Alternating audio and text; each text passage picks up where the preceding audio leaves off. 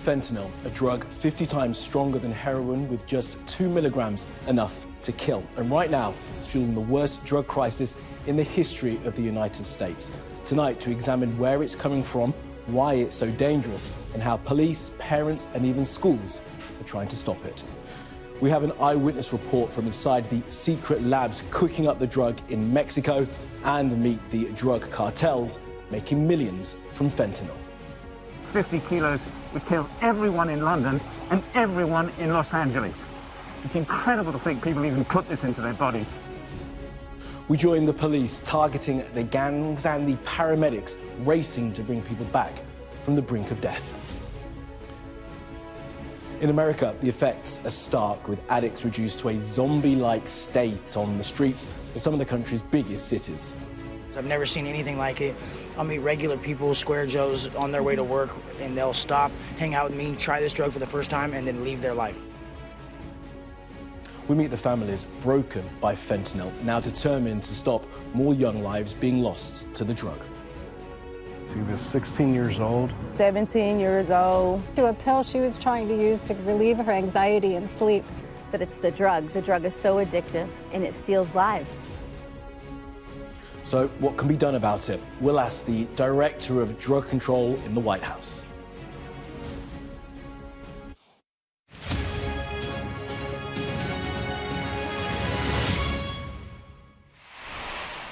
Good evening. Welcome to a Sky News special program investigating the lethal rise of fentanyl. 50 times more powerful than heroin, 100 times more potent than morphine. Fentanyl is a multi-million-dollar business spanning the globe and fueling an addiction epidemic in the US that has killed thousands of drug users. In parts of the US, law enforcement has lost the fight to control the deadly drug, and it's already on its way over here. Well, Sky News brings you the story from our team across the north and central of America. We'll speak to our chief correspondent, Stuart Ramsey, who's been tracing the production line of fentanyl in Mexico. Martha Kellner joins us from a neighborhood in San Francisco that is overwhelmed with drug dependency. And from Texas, Mark Stone reports on the American teenagers dying from taking the drug. But first tonight to northwest Mexico, where Sky News witnessed firsthand how one drug cartel manufactures super-strength fentanyl using chemicals smuggled from China. Our chief correspondent, Stuart Ramsey, sent us this. From a small village on Mexico's Pacific coast, fishing boats with powerful engines speed through estuaries leading to the ocean. It's early evening, but they move before dark. On board are members of the Sinaloa drug cartel, one of the most powerful in Mexico. They're heading to a rendezvous point to pick up a shipment the cartel says has been smuggled here from China. On an islet in water too shallow for Mexico's security forces to use their vessels, a man helps load plastic jerry cans filled with chemicals known as precursors. They are the crucial ingredients that make the opioid drug fentanyl.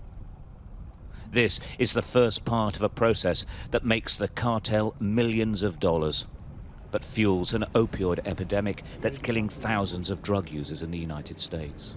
They move quickly. Mexican Marines are always near, and drones are a constant threat. They head to shore. The chemicals are loaded into a car to be whisked away to a safe house. Directions are given to us to join the gang later that night. The back streets of Culiacan, the Sinaloa cartel's headquarters, are controlled by cartel gunmen. We'll watch constantly as we drive to the stash house. The precursors are already here. This is one of the cartel's most senior players. He's in charge of distributing the precursors to the fentanyl-making labs. This one consignment, he told me, can make 1/2 ton of the drug.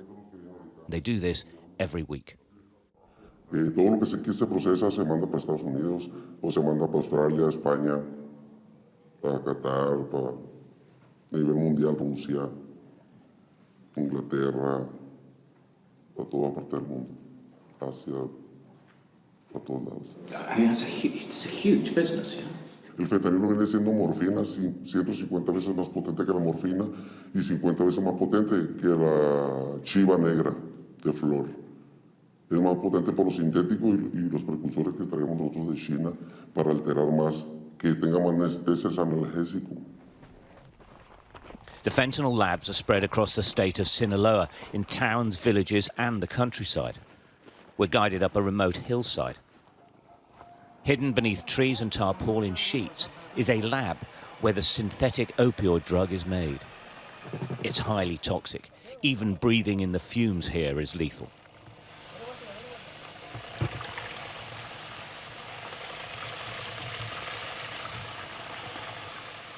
The US Drug Enforcement Agency says pure fentanyl is so dangerous, even a microscopic dose can be lethal.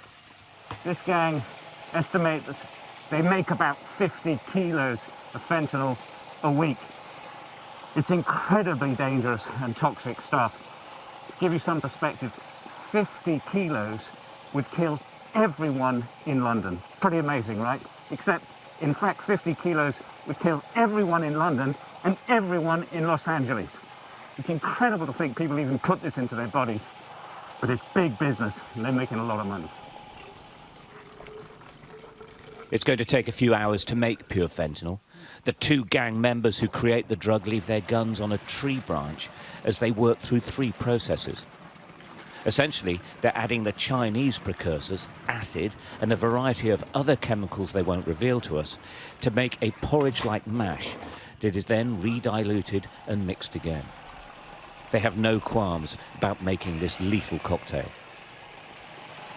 America says that people like yourself are on a wanted list because so many people are dying in America because of fentanyl. Do you care about that? Bueno, la verdad que nosotros nos mandan americanos ya cada quien la usa como quiera, pues. Se muere más gente ya por las armas que hacen Estados Unidos y eso, ya se muere más gente a balazos que por esto. Each part of the process concludes with a centrifuge removing the water as they get nearer to the end. The most important people in this whole process are, of course, the men who make the fentanyl. They call themselves the cooks. And in fact, they actually pay others to teach them how to do it. It's very much like a professional chef. They don't do it just by time. They do it by how it looks, what it feels like, if you like. And that's how they know when it's each process, and there's 3 processes, that's when they know that it's done. Of course, at the end of the 3rd process, it's pure fentanyl. There is a constant mixing, stirring and drying of the product in and out of sheets and bags before they're finally happy and indicate they are done. They never take off their gloves, respirators or aprons. The pure fentanyl is emptied into a bowl. They break it into pieces and move it into the sun to start drying. At another location, the now dry fentanyl is ground into powder in a smoothie maker. The drug is carefully weighed to a single kilo and loaded into a plastic bag and then completely wrapped in thick tape. This consignment will join another batch of kilo bags and is destined for the United States. It's placed in a secret locked compartment the cartel has installed in a pickup. The journey north now begins. Its destination, Tijuana, on the United States border. Once here, the drug is swapped into a car with American number plates and joins the traffic that constantly crosses between the two countries. The cartel accepts some consignments will be intercepted, but not every car can be searched. Dealers in the United States will start cutting the fentanyl. 1 kilo can quickly become 10 kilos and the profits multiply. If the demand is there, this deadly trade seems unstoppable.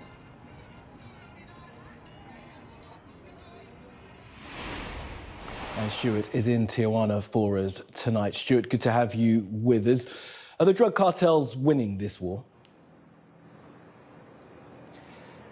Well, they certainly don't seem to be able to be stopped. I think what you have to always remember with the cartels, they're extremely sophisticated organisations. They've got a lot of employees here and a lot of people abroad, and they have close contacts with other crime gangs, so they really are all over the world. And I think one of the problems for the authorities really is that even if they arrest some of the bosses, they're just replaced, and then the business goes on. So it is very, very difficult to stop.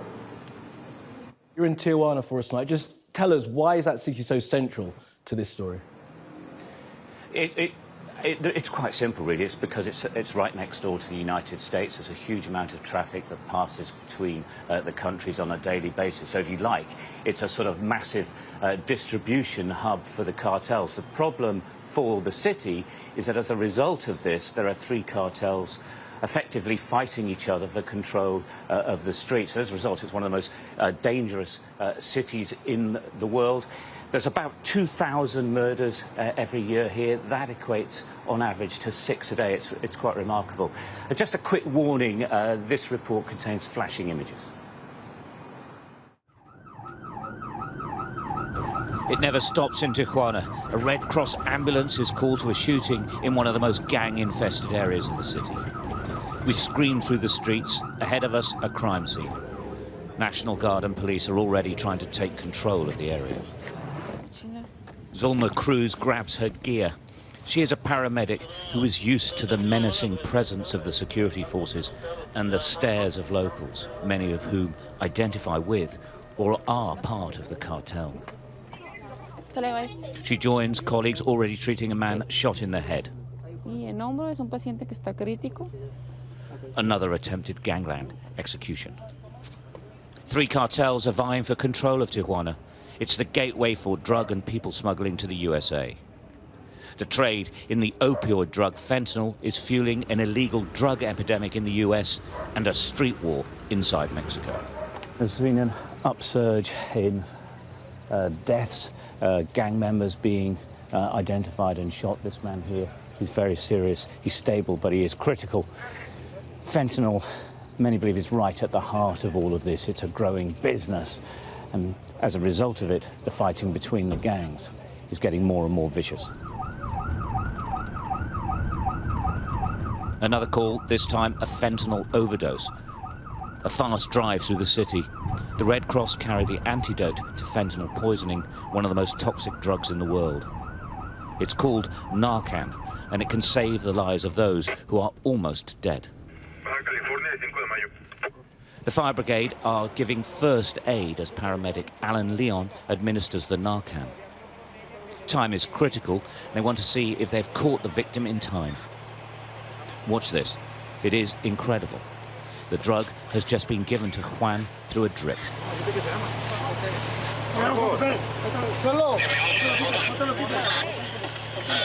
He's talking, he's shocked he's alive. His family hug him as he recovers. He's a lucky man. Fentanyl use, fentanyl trafficking, gang wars, death and murder. The ambulance crews see it all every day. And this is gang violence. Is a lot of it linked to the fentanyl business, do you think? Definitivamente sí. Definitivamente sí considero que puede estar ligado a todo eso, pues de las drogas, de los cárteles y pelea por, no sé, la venta en tales áreas y a lo mejor alguien se sale de su zona y sí tiene mucho que ver. O deudas por lo mismo de la venta de drogas. Tijuana's red light district is the most public location for the cartel wars and the use and sale of fentanyl on the streets. It's constantly patrolled by police and National Guard, but they aren't beating the criminal activity here. The gangs make a fortune from drugs and the sex industry 24 hours a day. It's why they fight so hard to hold or take territory. The police say the cartels are only interested in making money. They don't care what fentanyl does to people. Sí saben lo que están produciendo, ¿no? Lo que ellos fabrican, sí lo saben, lo conocen, saben la problemática que es vender la droga, saben que la gente pues cada vez está siendo más consumidora en el país, pero sí conocen la problemática, pero no les interesa. Ellos ven por sus propios intereses. If this district is ground zero for the fentanyl trade in Mexico, then this city is the launch pad for the export of fentanyl to America, but also to the rest of the world. Stuart Ramsey, Sky News, Tijuana. Well, from Tijuana, the drug flows across the border into the United States, which is now in the grip of a fentanyl crisis. Now, the drug is 50 times stronger than heroin, 100 times stronger than morphine. The most recent figures show synthetic opioids, including fentanyl, killed more than 70,000 Americans in 2021, accounting for the majority of overdose deaths in the US. Now, in the same year, fentanyl was the leading killer of Americans aged 18 to 49. Well, our correspondent Martha Kellner is in San Francisco's Tenderloin district, an area that the drug has already taken a hold of. So, Martha, just talk to us about the human cost of this fentanyl crisis. Yeah, it is stark here. I am, as you mentioned, in San Francisco's Tenderloin district, which is the heart of the city's downtown. I'm a couple of streets away from the tech industry, which has made San Francisco its home. United Nations Plaza is around the corner. It is an incredibly wealthy city, yet this is the picture here. It is very, very stark. Brazen open-air drug use here. I've seen people taking drugs in front of tourists walking past, even in front of police. And fentanyl overdose deaths are on the rise here. 200 people in the past 3 months have lost their lives in San Francisco to fentanyl. But speaking to people, you get a sense of the horror of that beyond the statistics. Many of the people, most of the people, in fact, that I've spoken to have lost friends recently to fentanyl, some in front of their very eyes. I've been struck, though, by just how much people want to tell their story. They want America, they want the world to know about the horror of fentanyl addiction. And being in this city, you just get a sense of how much they're disturbed by how this drug has taken a hold of this place. It's a normal afternoon on the doorstep of San Francisco's main government building, a snapshot of America's fentanyl crisis. It doesn't just look stark. An average of one person every 10 hours dies in this city of a fentanyl overdose. It's often here in the drug-ravaged Tenderloin district. Are you a fentanyl user? Absolutely. I've been an opiate addict for probably 10 years. Trevor used to inject heroin, but fentanyl, he says, is a different beast, and he wants everyone to know. I mean, the fact that this isn't a main issue, I mean, on TV every night is insane to us. I've never seen anything like it. I'll meet regular people, square Joes, on their way to work, and they'll stop, hang out with me, try this drug for the first time, and then leave their life. Literally, not leave. From that moment on, they're just out here with us. Is that what fentanyl does? To some people, it's insane. I've never seen anything like it. No one has. What's it doing to the streets? Man, I mean, it's turning everybody into, you know, a crazy, violent drug addict. We're doing an interview. I know, but do that somewhere else. Y'all smoking crack right here, and there's a daycare right there. We're interrupted by private security, asking them to move out of the view of a nursery. This is a city divided on how to deal with the scourge of drugs. Some want the streets swept. Others prefer a more compassionate, health-based approach. No one wants to end up with a manslaughter charge because someone dies from their product. Jeff is a former drug dealer and says testing is the answer. 2 stripes would be a negative result. One stripe would be a positive result. Yep. So there's that second line showing up right now. Simple strip tests are now being used by dealers and users to check for fentanyl. It sometimes contaminates other drug supplies like cocaine. I know you work with one of the largest Mexican street gangs, helping test their cocaine to make sure it doesn't have fentanyl in it or traces of fentanyl in it. How does that work? If customers start to notice that people are dying from a batch of cocaine and that the autopsy results are showing that it's because of an opioid overdose, no one's buying that cocaine anymore. I mean, it just doesn't make financial sense to kill your customer base. Across town, beside a homeless encampment, a charity has set up. They hand out clean syringes and overdose reversal treatments. How has fentanyl transformed your home? People are dying. A lot more people are dying. And it's in a lot of the drug supply, and people are doing it without knowing they're doing it. And it's made substance use horrifyingly deadly. It's difficult to believe at times that this is one of America's great historic cities, home to more billionaires than anywhere on earth. This is 2 streets from the headquarters of Twitter, but it's an open-air drug market. It is a tragedy with no easy resolution. It's important to note as well that the city's minority population here has been particularly hard hit. A third of those 200 people in the past 3 months who have died in San Francisco of fentanyl overdoses were black, despite them making up just 5% of the city's population. And some may look at San Francisco and wonder why a city which is so rich cannot get a grip on this incredibly destructive problem. And it's a complicated picture, and the city is divided on how to deal with it. As I was mentioning there, some people prefer a more compassionate, health-based approach. Others want tougher, more aggressive policing. And on that note, the California Governor Gavin Newsom, he has drafted in the National Guard to come and try and clean up this area, although wandering around here over the past 2 days, I've not actually seen any of the National Guard on the streets. A harm reduction centre which opened not far from here,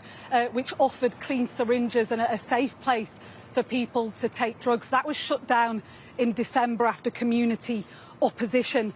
Other things that people are trying, which you saw there in my report, strip testing of drugs to make sure that other drugs are not contaminated by fentanyl. Just a tiny, tiny speck of fentanyl is enough to kill. They also have those Narcan supplies, which you saw in Stewart's report, which offer an immediate reversal to overdoses, an incredible intervention treatment. Narcan, many people here are carrying in the back of their bags to help their friends, should their friends have an overdose. So people are trying to find solutions, but quite frankly, nothing is stopping the huge supply of fentanyl which is reaching San Francisco and having such a corrosive, devastating effect here. Okay, Martha, for now, thank you. And now, the impact on American communities. Our US correspondent, Mark Stone, is in Texas for us. Mark. Kamali, we were in Philadelphia back in February, where we saw such similar scenes to that you've just seen in Martha Kellner's report. Fentanyl, sometimes cut with things even more deadly that are now emerging, is in cities right across this country. But we had heard that it was well beyond that. It was in small towns like this, a beautiful small town in southern Texas, not the place you would expect to find such a deadly drug. But it is here, it is in schools, it is in homes, and it is devastating societies like this. We'd arranged to meet Stephanie and her family at a park in Austin. Then she said she'd bring some others too, because fentanyl has broken so many here. We lost our son, Tucker Rowe. My granddaughter, Victoria Joanne. I lost my son, Stephen James. On February 17th of this year. He was 16 years old. 17 years old. Make no assumptions about this drug. There is no typical victim. It is a poison, and it is killing young Americans up and down this country. And she took maybe what she thought was a Xanax. To a pill she was trying to use to relieve her anxiety and sleep. That was unfortunately laced with fentanyl. We found her the next day. We were, 20 feet down the hall asleep while she passed away, and we had no idea. You can take your pick of devastated communities here. Just to the south of Austin is the town of Kyle, and we're out with the local police chief. This started less than 18 months ago, and when it did start, it came with a vengeance, and it struck multiple families just in a matter of months, sometimes a matter of weeks. We're a couple of hours here from America's southern border. What is in Mexico now, in a few short hours, can be in the hands of our residents here in this part of the state. In schools like that? In schools like that. Last week, a child overdosed in this classroom. It is tragically telling that they knew what to do. So when we get called to a classroom. Usually you can tell there's a sense of urgency over our radios when we're listening. So when we get there, we look at the students. Sometimes they're blue. They're not responsive by any means. They have the death snore. It's really scary to hear. We just give the Narcan as quick as possible, get them on the ground and make sure there's a pulse. If not, we have to initiate CPR. Sometimes, or if there is a pulse, we can kind of resuscitate them back with rescue breathing. Goodness. And is that student okay? As far as I know, yes. The young girl survived thanks to this, a reversal treatment, Narcan. They keep it on hand. But often it's not enough. In this school district, they have lost 5 students since last summer. Children. It could be anybody close to you, it could be anybody around you, and it just hurts knowing that it could be you.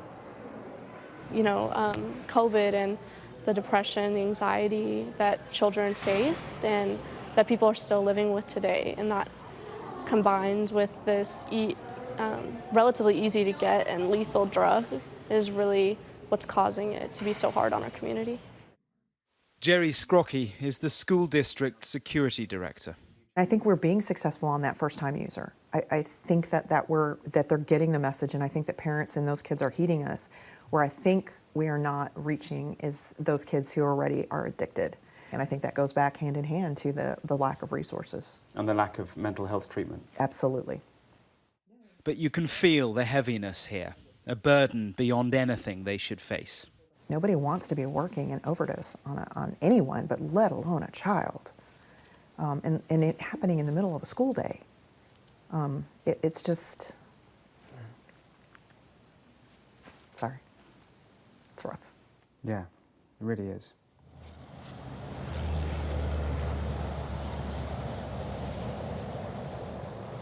This stuff is a game changer because you're dealing with sometimes 14, 15, 16-year-old kids that are dying from just one blue pill.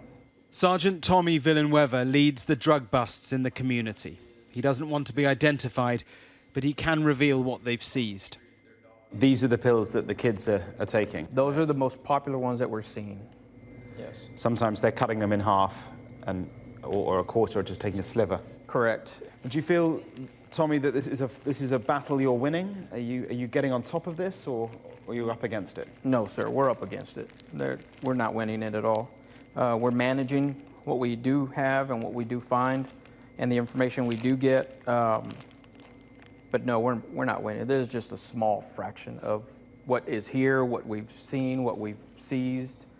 Back in Austin, in the park, dusk, and they were still telling us their stories.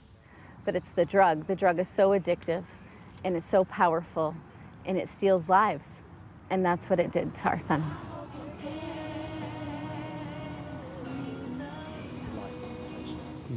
He was a great big brother, and he was just always there. They are bound by grief and a drug that's killing Americans in record numbers. We're going to continue to fight and honor his name. He will not be just another statistic, not as long as I'm living.